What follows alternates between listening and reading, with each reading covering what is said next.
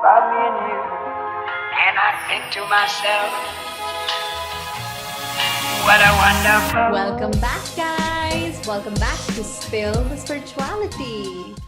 How's it going, Kenas? Hello. It's going good. So last episode we had quite a fun episode going on. We talked about a lot of stuff. It was all about what kind of a person are you, Ashna? I'm a very me kind of person. I'm telling you, my friends are going to be holding this over my head for the rest of my life. I would too.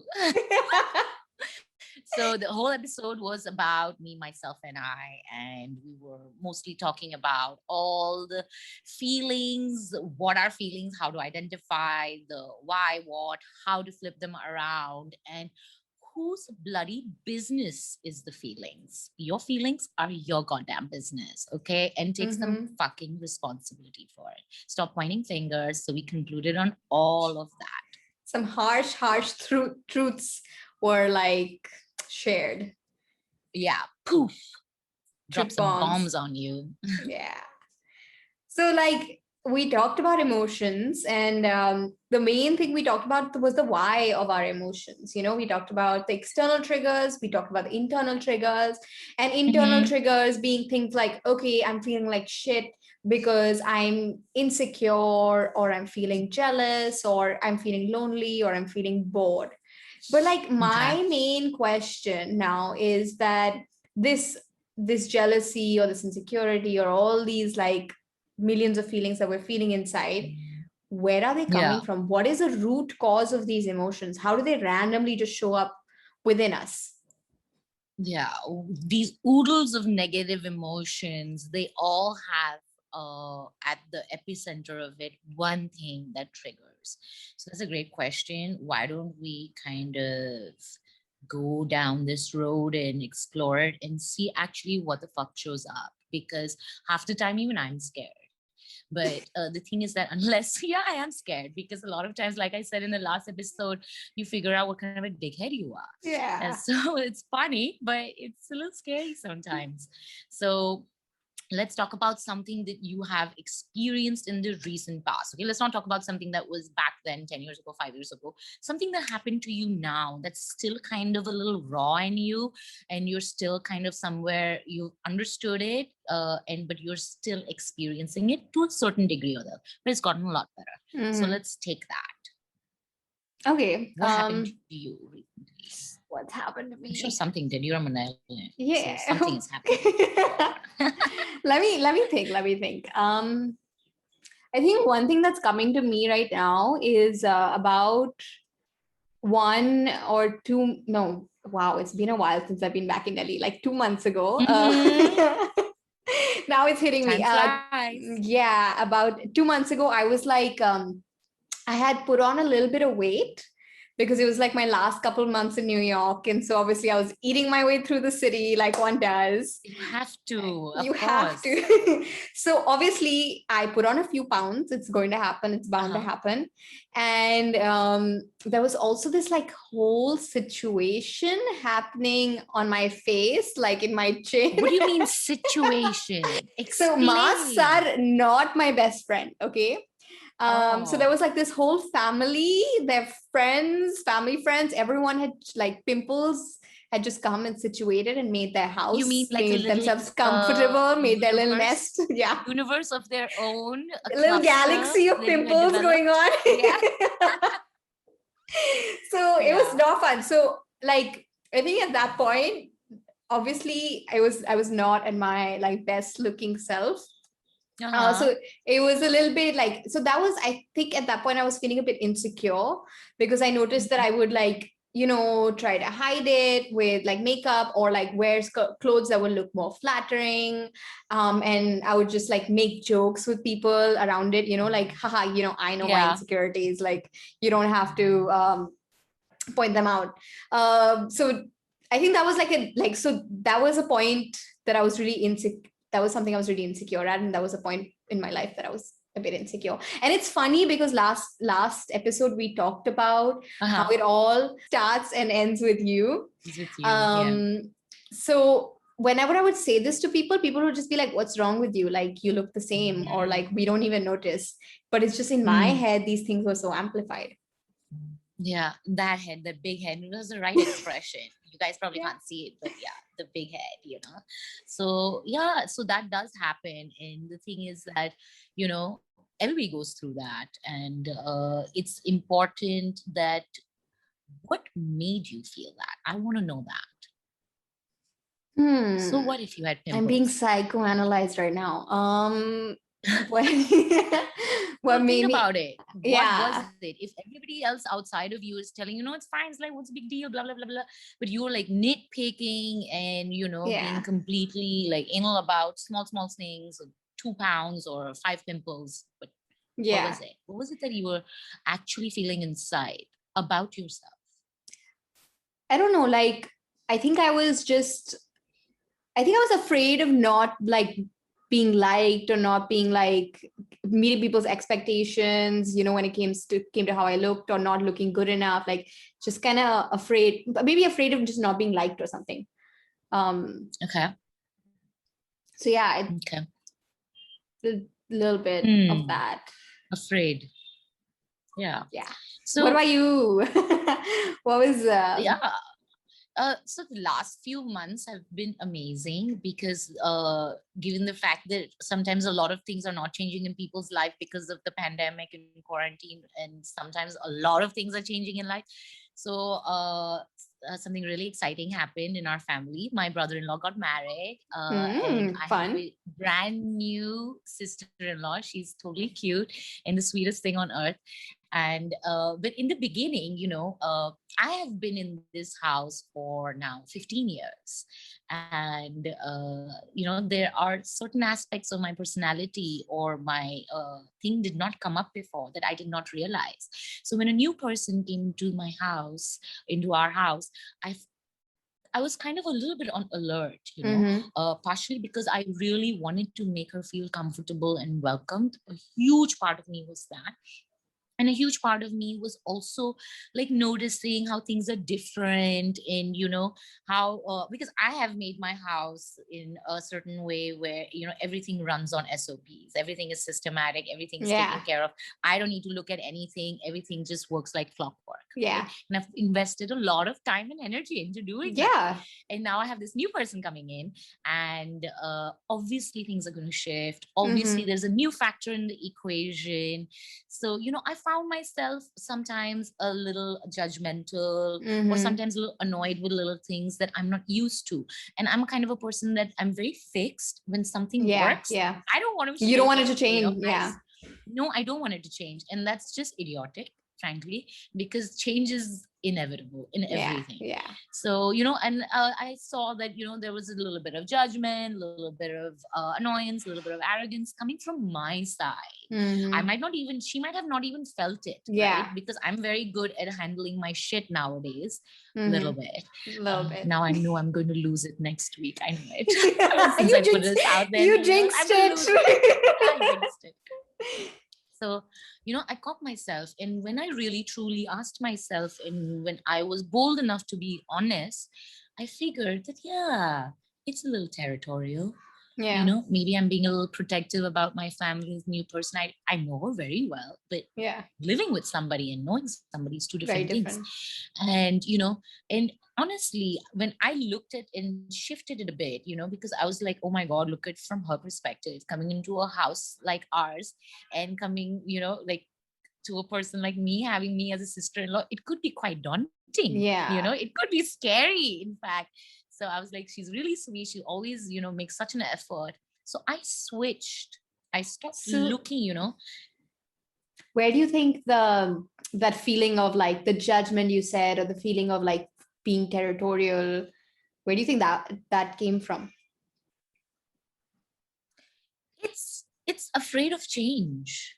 It's I wasn't very keen on changing too much, you know. So and I was afraid of to an extent not being as important in the family, a new factor coming in, maybe perhaps, I might have to adjust, do the things a little Yeah. Yeah. differently. And to be very honest, I felt that it was my responsibility because I'm the one welcoming her. So I'm the one who has to make the maximum changes. Yeah. So, and that's not true. I'm sure she's made more adjustments than every single family member put together. But I was talking from my perspective because that's the only thing I can control and examine. So you also said this one word that I found myself also using was afraid. Yeah. Fear. Yeah. So where do you think where do you think all of these feelings are, like, why do you think we're feeling these feelings of whether you said judgment or I said insecurity, or feeling a bit territorial or being defensive, or all of this, like, why do you think we are constantly feeling this pain of all these different feelings, not just in these big moments that we talked about right now, but even in our everyday life, when we get like annoyed for some reason for like a small thing, or we get angry for a small thing, or just so much every day, daily we're going through. Where do you think all of this pain is coming from, and why are we feeling this pain? See, very honestly, something that I kind of accepted when I took on my adulting role seriously is that pain is a part of life. Okay. Pain is inevitable. And we spoke about it in the last couple of episodes also, that pain is there. Okay. We are going to experience pain. Like, imagine a little baby, right? When a baby is born, first of all, the pain of being born, the natural birth coming out of the, the birth canal. And then a doctor spanks you on the ass to make you cry, pain again, just to see that you're alive, starts with pain. Yeah. Life starts with pain. So, but what happens is pain is there: physical pain, mental pain, emotional pain. This is something that we all are going to go through. Nobody is immune to it, no matter what background you come from, no matter how much money you have. God doesn't give a shit. Universe doesn't give a shit. It's going to throw some pain your way. But when the pain leads to suffering, that is when shit gets like real. Okay. Pain is okay. One can handle it. When you take that pain, wrap it up nicely and make it your own, like absolutely your own, and and make it a part of your personality and your attitude and your way of life, that's when shit really takes a nasty turn. And when that suffering, you embody it and you own it, then that is going to linger, and that shit is going to fuck you up in every which way possible. Yourself, your own relationship with yourself, people around you, though, for sure. They're going to be like, I don't want to be around this miserable person, So all of that really affects. So pain, part of life. Okay. We all can handle it. Need to examine the pain before it turns into suffering. Suffering. Yeah. Very interesting. So another, again, like I said, the one word we both that I found that we both used was afraid. We both said afraid. So that's fear. So is that what everything is coming from? Us being afraid of something? Like I said, I was afraid of not being liked, afraid of not looking good enough. You were afraid of change, afraid of adjusting, whatever it might be. Is that where everything is coming from, being afraid of something? Let's see. Let's check. Let's just take some emotions and let's just go down the rabbit hole and see, what is up, what is actually at the root of this. So take something that you and I have common: anger and sadness. Ashna, why do you feel angry and sad? When things don't go my way. So when things don't go how I want them to. So it's I guess you could say that's fear of not having control.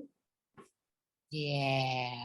Okay. When shit don't go your way, you really lose your shit, right? You really lose your shit. Actually, if you go to see, anger is depicting you having loss of Having control, you know? controls. Mhm. Yeah. Okay, let me Let's let me take think of another something. one. Yeah. Guilt or like judgment, annoyance, disgust. I feel like those are kind of similar-ish emotions. Yeah. So, you know, when those juicy fruits start dangling in your life, the judgment, the guilt, annoyance, and all of that, I have experienced, I feel that when I don't know what's going on, you Mm-hmm. know, like there's a lot of uncertainty. So for me, those things, those emotions come up and those get triggered, is all that's telling me is I have a severe fear of the unknown. Mm-hmm. Okay. Fear of the So unknown. that is, yeah. So think about it. Why would you feel disgusted or guilty or judgmental about something? Only because you don't know what the fuck is going on. If you knew what the fuck was going on, you would have an understanding about it. Yeah, You wouldn't be all judgmental and disgusted about it, right? true. Okay. True. Let's take something that your generation suffers from severely. Okay. Okay. Boredom, I FOMO, love how they feeling just left get slipped in out. every conversation. What's the truth? Okay, you're right. You're right. Okay. What did you What will say? people say? You know, the whole the social dilemma of having these social platforms and constantly Yeah. looking for these validations from people. Where does that come from? So like, yeah, loneliness, boredom, FOMO. Everyone Hmm. feels FOMO, left out. All people say, Yeah. it's like when you feel it's like a, you want to be significant in some way, or you want to be there, you want to matter, you want your presence, people to Hmm. feel your presence or Hmm. whatever. So I think it's a fear of not mattering or a fear of being insignificant, I would say. Yeah. Okay, Exactly. So, you know, you see how these things kind of trail. Let's take another one. Let's let take me a think let me one think that's Master of this pitchy oh, meme. I knew that was coming. I knew that was coming. Yes, go on. I mean, so you're not this, but like also like people feel selfish, people feel arrogant, that like sometimes people are really condescending. So, Oh, I've done all of that. I uh, mean, lots of it. Lots of it. Lots of it. My so 20s, tell I us, was getting a expert. PhD in all of this. I don't know, you know. It was, to be very honest, if I had to pin it, and I have really examined the me in the 20s, okay? Yeah. Because of doing that, I've had a lot of relief in my 30s, right? Mm-hmm. So the main thing was, to be very honest, I was like, I was like bitch on steroids. So it Mm-hmm. was about being threatened. Mm-hmm. Okay. And when you're threatened, you automatically want to protect yourself. And, you know, because of the way my upbringing was, and I was away from my parents, that side in me was very heightened because I always had to protect myself. So that was a whole defense thing, you know, bitchy, mean, arrogant, condescending Mm-hmm. towards other people. It was just protection, you know, Yeah. and to make sure that, you know, I make it, you know, like, Yeah. you know, I get through So like another day sometimes. Yeah, so it was okay. like fear of being threatened to protecting yourself. And sometimes you want to prove yourself, right? In order not to be threatened, you have to prove your presence. Mm-hmm. So it's a All combination of of that those comes from that. things. I get Yeah, that. all of it comes from that. Mm-hmm. Let's do a few more. Say, what about like regret and shame, inadequacy, doubtfulness, very low confidence? Uh so I would say like all of that comes from like if you see like you didn't do enough, or like lack of confidence that you are not like good enough, or so like fear of not being enough, I guess, and fear of Okay. not being worthy, like fear is how I would put it. Does that make sense? Okay. Yeah, it makes sense. You know, we are all operating from fear. That's why we are having these negative feelings. And it's very, very for me, it's very unsettling. And for a lot of people, it's very unsettling. But I'll tell you one thing, one thing I've noticed. I remember telling my husband this a while ago when we were just dating, right? Mm-hmm. Like I observed something in him that he was not very happy person at that point in time. And nobody else could tell, neither he could tell. It was because we as humans, we are so adaptive that sometimes in our misery also we are comfortable we just because it becomes the norm. Yeah, we just adjust, and we just think, okay, now this is the normal. To feel like this is the way of life. This is normal. How everybody feels like that, and that's not true. And that doesn't need to be your truth or my truth or anyone's truth. But we have a massive tendency to do this. Yeah. So I really want to work on changing this. So ideally, like whatever we just talked about, all these feelings of judgment, regret, guilt, bitchiness, all of it, like ideally, I would just want to be feeling whatever's on the opposite end of the spectrum, like whatever the fuck is on the opposite end of fear is what I want to be feeling in my life. So, because we saw that all of this comes from fear, right? So I want whatever's not that. I know you are all about me kind of person, but I assure you, Ashra, everybody wants to be on the opposite side of that thing. Yeah. So what's on the opposite side? Yeah. So let's figure it out. Let's see what's on the opposite side. Let's do the same thing again. Let's take anger and sadness. Tell me the opposite of that. Happiness. When you're not angry, you're sad, you're happy. So that whole, why are you happy? I mean, I'm happy when I'm loving where I am at the moment, So I think most people are happy when they're like loving where they are. Yeah. They're in alignment with life. Yeah. Everything seems like, as it's supposed to be. Mm-hmm. Correct? Okay. Yeah. Let me think of something. Okay, let's just take the same thing we said before. Like guilt, disgust, judgment, annoyance. What's the opposite of that? Opposite of all of that is understanding and acceptance. Okay. The minute you kind of want to understand and accept the person, you will initially feel some sort of connectedness or love towards them, and then automatically you will understand and accept. Like, take a simple example. When somebody you don't like does something, it will be like more heightened. But when you love somebody and they do something stupid, you're like, only when your boyfriend cheats on you, but you're like, but I love him. No, I don't know what the fuck you're talking about, but yeah. I haven't done that, but I know people who do that. Yeah. But yeah, it's like so when you love someone, you understand and you accept them. You understand and you accept them. So therefore judgment doesn't come as a factor. You might still observe the awkward behavior or something, but you won't have that judgment, that charge towards them, the negative charge that you have. Right? Okay. Let's take another one. My fave one. Let's see what the opposite of that is. Bitchy, mean, selfish, arrogant, condescending. Wow. It's like humility and being helpful. When you're not selfish, you're helpful. When you're not arrogant or condescending, it's like having humility.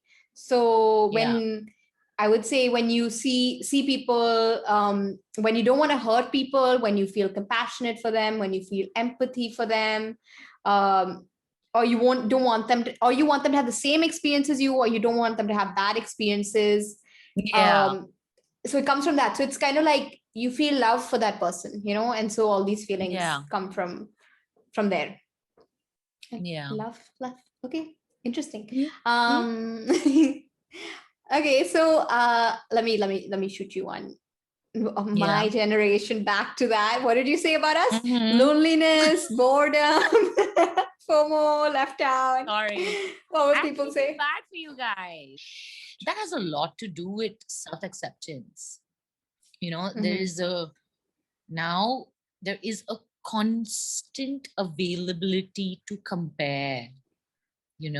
social media, the way we are interacting, the way the world is going, we're constantly comparing. And because of that, a lot of self-acceptance is not there. When self-acceptance is there, when you're secure in yourself and you love yourself, regret, shame, inadequacy, doubtfulness, all of this doesn't come into play.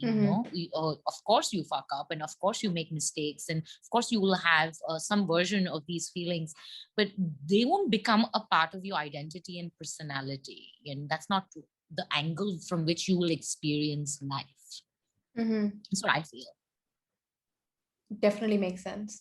I mean, now that I'm thinking about this, even if I take the example of the story I told you before about me being insecure about my face or my weight or whatever, luckily I've come to a point in my life, again thanks to spirituality, where I'm able to turn these emotions around.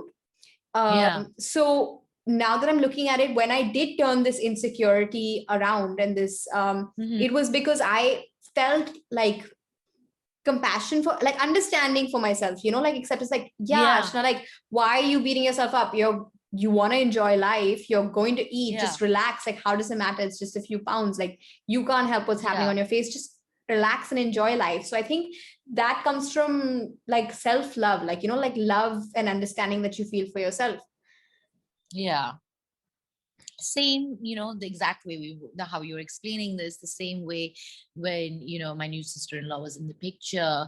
The minute I was so happy, because I finally have another chick in this house. I've been with these guys for 15 years, and there's no female energy in my house except I've become half boy because of them, in my way of doing things, and she's very gentle and very feminine, and it's so sweet. And to have that, when I started feeling that love, it automatically became inclusive.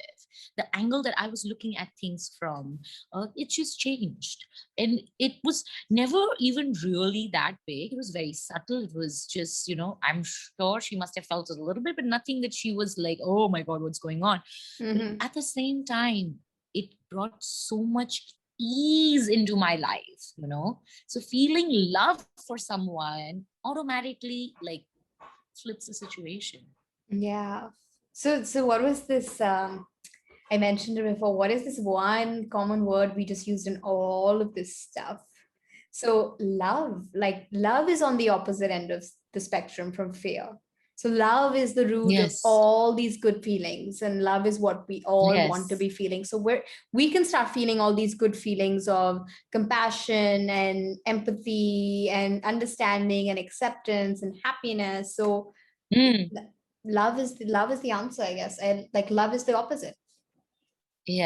So I've been watching a lot of comedy nowadays, and I've come across this guy, Jim Jeffries. He's an Australian stand-up comic, and he really puts it well. Okay, I'm going to paraphrase over here so you just get a gist of it.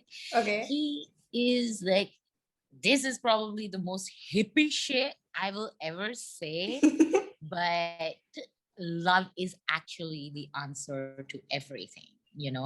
All the hate that's there in the world, etc. Love is the only thing. If somebody hates you, just shower them with love. They might not love you back, but at least you won't be the asshole who's hating. That's so true. At least you won't be the asshole in that situation. At least you won't be the asshole who's hating. You don't want to be that, So love is it. Okay. So like the main thing, like we feel when we feel love, and we feel all nice and fuzzy and happy and all these good feelings, I've noticed is that we feel like connected in some way, whether it was connected to the person in front of us who we suddenly start being nicer to, or connected to like ourselves that we were more gentle with and not so harsh on, or connected to like nature around us where we aren't littering anymore, or just being nicer to the planet. But like love makes you feel like connected in some sort of a way. It just helps with that. So how is the connectedness coming from this love? Okay. So the reason why it is that way is everything has love in it. Okay. One thing that we all have in common is love. Love is the thing that you're connecting. So, for example, I have love in me, right?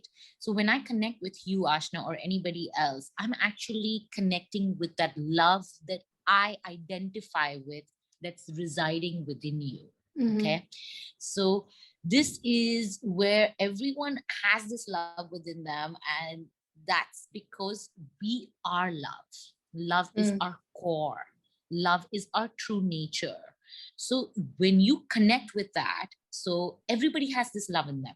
Some of them have it big, it's really developed and blossomed, and some of it it's like flickering flint in there, but it's there. Okay, It's there. so so from flint to nuclear fire worth of love, all of it is there.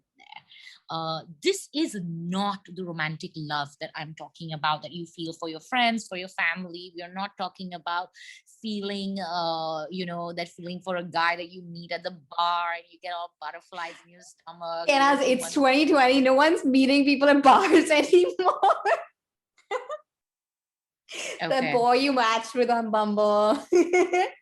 Yeah, thank God I never had to go through that. I don't know. I'm so jealous. I'm so jealous. It's a hard life out here, man. I'm sure it is hard. I'm so happy I don't have to do that. But yeah, so this love is all encompassing, it's more your nature and not a feeling. So that's the difference, and that's where people sometimes have a little bit of a hard time understanding how can love be nature. Love is a feeling I have for a puppy, or, or for a kid, or for my boyfriend, or for my family. No. Okay. Yeah. That's the feeling of love. And when you are stuck in the feeling of love, you will feel the opposite of that also. But when love is your nature, when you're operating from something that is a part of your nature, it's never flippity floppity, it's always going to be boom, there. You feel it for everyone around you. You feel it for everything around you. You feel it for yourself. And most importantly, you feel it unconditionally. It's just there. It's just something that exists that you're enveloped in. And so everything around you gets enveloped in it. So it's just, you feel it for everyone and everything. Yes, absolutely. You said love is your true nature, right? How do we know? What do you mean by that? How do we know that? So if you want to actually examine that, then this is a very simple thing. Look at a baby. Okay. You experience love around a baby. The minute you see a baby, even if the little thing has shat himself or is covered in puke, you will still feel like, oh my God, I need to take care of it. It's stinking, but I need to take care of it. I love it. It compels you, something within you compels you, because that's your true nature. Yeah. Babies don't, they're not developed. They nurture and nature hasn't fucked them up yet. We haven't planted shit in their heads yet, right? So they feel no separateness. Yeah. Okay. They are connected to their true self the most, which is love. So because they are in that state, that is what you feel around them. Yeah. You can't feel anything else. Of course, they annoy you when they cry and all, of course, but you still feel love. Yeah. Babies they're like sharing bundles of love, and they don't see anything separate. They just go to anyone that will, give them some love. And you're not my mom, you're not my dad. I'm not gonna. They just share love with everyone. Yeah.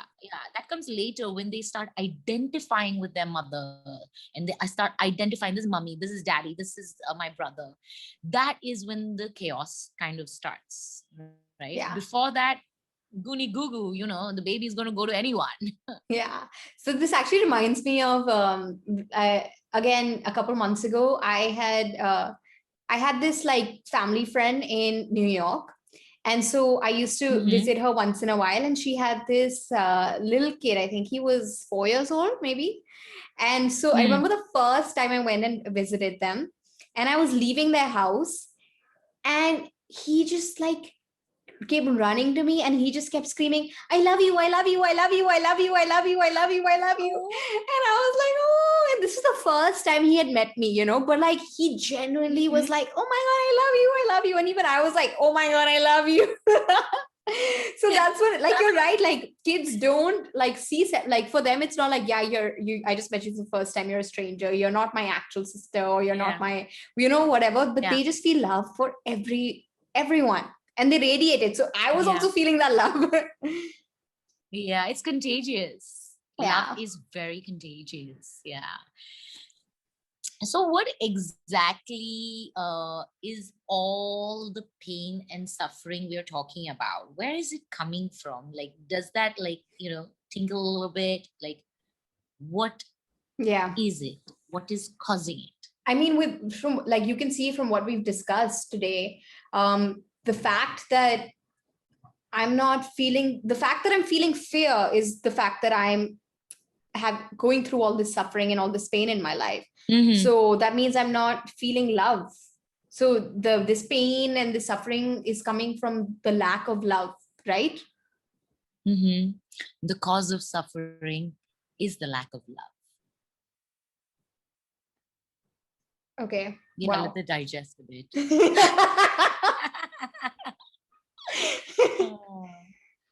That doesn't seem like something you could have come up with, Kenaz. Where'd you get that? No, of course not. You're not smart enough for this. Not at all. Never will be. But this is something that, I learned from my guru. And he told me about this. Like, this is his basic teaching. And he told me about this. It took me a long time to wrap my shit around it. And to be very honest, it is not something that is a destination. This is a journey in itself. After you have this understanding a little bit and you understand how you operate and how this works for you, it kind of gets a little easier. But let me tell you, I mean, shit still is going to go wrong, and it has to go wrong because that's the only time you have the opportunity to learn something from it, right? So yeah, Dada Shriji always says the cause of suffering is the lack of love. The cause of suffering is the lack of love. And if you let's let it sit with everyone. Let it sit with everyone. Yeah, just marinate it. Take it in. Like, think about it for yourself. Try to get your own interpretation out of this, you know.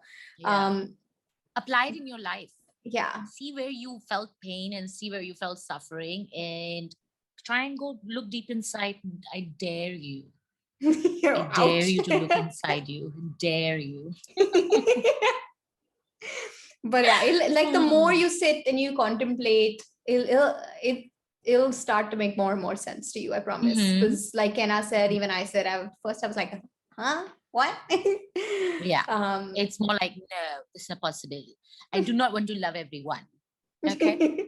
I used to be like that. It's like, no, I don't want to love everyone. And now I realize that is some dumb shit I said.